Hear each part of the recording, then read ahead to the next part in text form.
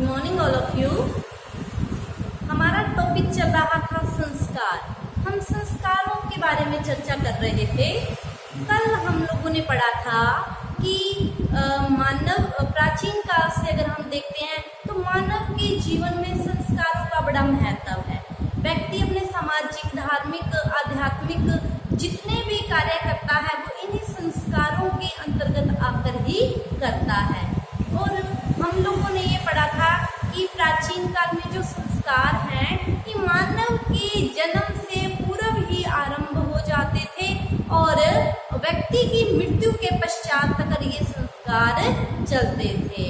ठीक है। और मैंने आपको बताया था इन संस्कारों की संख्या 16 मानी गई थी। हर व्यक्ति के जीवन में इन 16 संस्कारों का बड़ा ही महत्व था। तो कल हम लोगों ने संस्कारों के बारे में एक चर्चा की थी। संस्कार क्या है? ठीक है। तो मैंने आपको बताया था कि व्यक्ति के जीवन के 2 महत्वपूर्ण संस्कार जो माने गए हैं उसमें से है एक विवाह संस्कार और एक उपनयन संस्कार। ठीक है। तो जो आज का हमारा टॉपिक है वो है उपनयन संस्कार। आज हम उपनयन संस्कार के बारे में पढ़ेंगे। ठीक है। तो इन 16 संस्कारों में से ये कहा जाता है उपनयन संस्कार के बारे में कि व्यक्ति के जीवन में उपनयन को छोड़कर जो बाकी जो 15 संस्कार हैं वो अप्रत्यक्ष रूप से व्यक्ति के सांस्कृतिक विकास को प्रभावित करते हैं। ठीक है। लेकिन ये जो उपनयन संस्कार है ये प्रत्यक्ष रूप से, डायरेक्ट रूप से व्यक्ति के बौद्धिक और सांस्कृतिक विकास को प्रभावित करता है। और ये जो उपनयन संस्कार है इसके द्वारा ही व्यक्ति का बौद्धिक विकास होता है। ठीक है। तो इसीलिए कहा गया है कि उपनयन संस्कार जीवन का सबसे महत्वपूर्ण संस्कार है। ठीक है। तो अब हम देखते हैं इस उपनयन संस्कार को। देखो, जैसे कि नाम से पता चल रहा है उपनयन 2 शब्दों से मिलकर बना है। उपनयन, उप प्लस नयन 2 शब्दों से मिलकर उपनयन बना है। इसमें दोनों शब्दों का अर्थ क्या है? जैसे उप का अर्थ है पास, समीप, और नयन का मतलब है ले जाना। उपनयन समीप ले जाना, अर्थात जब बालक को शिक्षा प्राप्ति के लिए गुरु के पास ले जाया जाता था तो उसका उपनयन संस्कार होता था। ठीक है। उप प्लस समीप, नयन का मतलब है ले जाना। शिक्षा प्राप्ति के लिए बालक को गुरु के पास ले जाना उपनयन संस्कार कहलाता था। ठीक है। और इस उपनयन संस्कार को यज्ञोपवीत भी कहा जाता है। यज्ञ का उपवीत धारण करना। देखो, जब बालक का उपनयन संस्कार होता था वो यज्ञोपवीत धारण करता था। यज्ञोपवीत क्या होता था? एक धागा, सूत का धागा होता था जो बालक के दाएं कंधे से होता हुआ बाएं भुजा के नीचे से लटकता था। ठीक है। इसलिए इसे यज्ञोपवीत संस्कार भी कहा जाता है। तो उपनयन संस्कार कह लीजिए चाहे यज्ञोपवीत संस्कार कह लीजिए, दोनों का एक ही अर्थ है। ठीक है। और इसी उपनयन संस्कार के द्वारा ही व्यक्ति का बौद्धिक विकास होता था। क्यों? क्योंकि वो गुरु के पास जाता था, शिक्षा लेता था, ज्ञान लेता था और उसकी बुद्धि क्या होती थी? विकसित होती थी। इसीलिए ये कहा गया है कि उपनयन संस्कार के द्वारा ही व्यक्ति का बौद्धिक विकास होता है। ठीक है।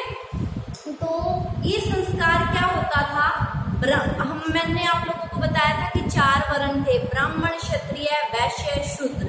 ठीक है। तो शूद्रों को छोड़कर बाकी के जो 3 वर्ण थे, ब्राह्मण, क्षत्रिय, वैश्य, ये तीनों वर्ण उपनयन संस्कार को करते थे। शूद्र वर्ण उपनयन संस्कार को नहीं करता था। और अगर ब्राह्मण, क्षत्रिय, वैश्य ये तीनों वर्ण अगर अपने बच्चों का उपनयन संस्कार नहीं करवाते थे या उपनयन संस्कार नहीं होता था तो वो क्या है, पाप के भागी बनते थे। ठीक है, और तीनों के लिए जो आयु थी वो भी अलग अलग निर्धारित की गई थी। जैसे ये कहा गया था कि ब्राह्मण का बालक 8 वर्ष की उम्र में अपना उपनयन संस्कार करेगा, और क्षत्रिय का 11 वर्ष की आयु में, और वैश्य का जो बालक है उसका उपनयन संस्कार 12 वर्ष की आयु में होगा। अतः तीनों वर्ण के बालकों के लिए उपनयन संस्कार की जो आयु थी वो अलग अलग निर्धारित की गई थी। ठीक है, तो कैसे होता था ये उपनयन संस्कार? बालक को क्या है, ऊन का या यज्ञ पहनाया जाता था, जो कि मैं आपको बता चुकी हूँ। दाएं कंधे से होता हुआ बाएं भुजा के नीचे से लटकता था। ठीक है, बालक अपने जो वस्त्र हैं, राजसी या जो भी वस्त्र हैं, उनकी जगह पर पीले वस्त्र धारण करता था। बालक के सिर का, बालों का मुंडन करवाया जाता था। हाथ में कमंडल, भिक्षा मांगने वाला पात्र, और मेखला, छड़ी धारण करता था, और गुरु के ही आश्रम में रहकर शिक्षा प्राप्त करता था। गुरु के आदेश पर चलता था और उसी भिक्षा पात्र में भिक्षा मांगकर लाता था। और सभी जो बालक गुरु के आश्रम में रहने वाले होते थे, वो जितनी भी भिक्षा इकट्ठी होती थी उस सबको बराबर हिस्सों में बांटकर उसको खाते थे। और बालक की जब तक शिक्षा पूरी नहीं हो जाती थी वो अपने घर नहीं जा सकता था, वो गुरु के ही आश्रम में रहकर शिक्षा प्राप्त करता था। और बालक गुरु के आश्रम में रहकर ब्रह्मचर्य के नियमों का पालन करता था। ठीक है, और वो क्या करता था, वेदों का अध्ययन करता था। गुरु क्या है, उसे वेदों के मंत्रों की शिक्षा देता था, गायत्री मंत्र का उच्चारण करना सिखाता था, वेदों का अध्ययन करना सिखाता था। ठीक है, तो क्या करता था बालक इस उपनयन संस्कार में गुरु के समीप रहकर वेदों का अध्ययन करना सीखता था। ठीक है, तो अलग अलग आयु थी और वेदों की शिक्षा ग्रहण करना। और जब बालक, ये शिक्षा क्या होती थी, गुरु के आश्रम में रहकर बालक मौखिक शिक्षा प्राप्त करता था। ये शिक्षा क्या होती थी, मौखिक ही होती थी। ठीक है, वेदों का अध्ययन करना सबसे बड़ा विषय था। इसके बाद क्या है कि जब बालक शिक्षा प्राप्त कर लेता था, वेदों के मंत्रों का उच्चारण करने के लिए योग्य हो जाता था।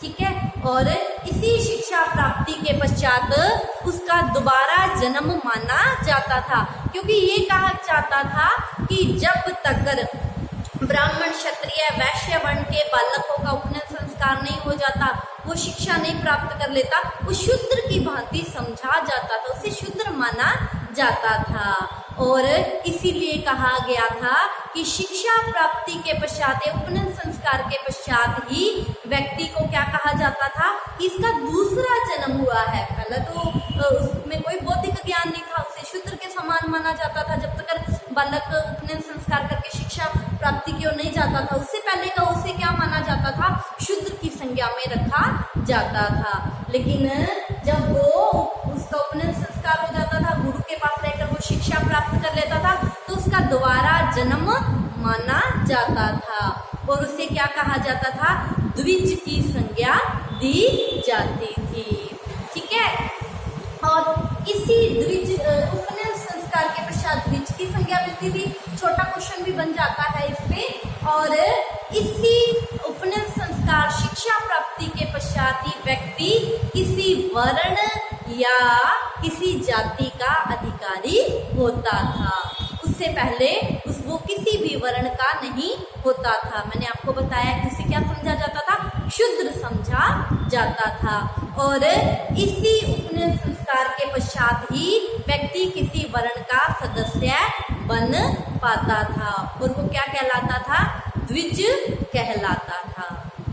ठीक है, तो ये था उपनयन संस्कार। उप प्लस नयन 2 शब्दों से बना है कि शिक्षा प्राप्ति के लिए बालक को गुरु के पास ले जाना उपनयन संस्कार था।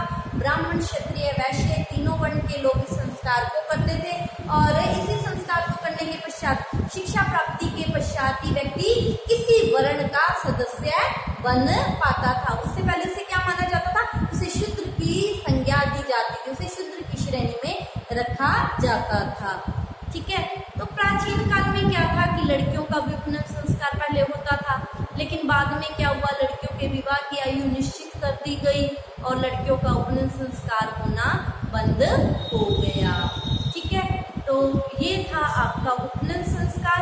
कल हम आगे फिर मिलते हैं नए टॉपिक के साथ। आज की क्लास के लिए इतना ही। आप इसका स्क्रीनशॉट ले लीजिए। Thank you class.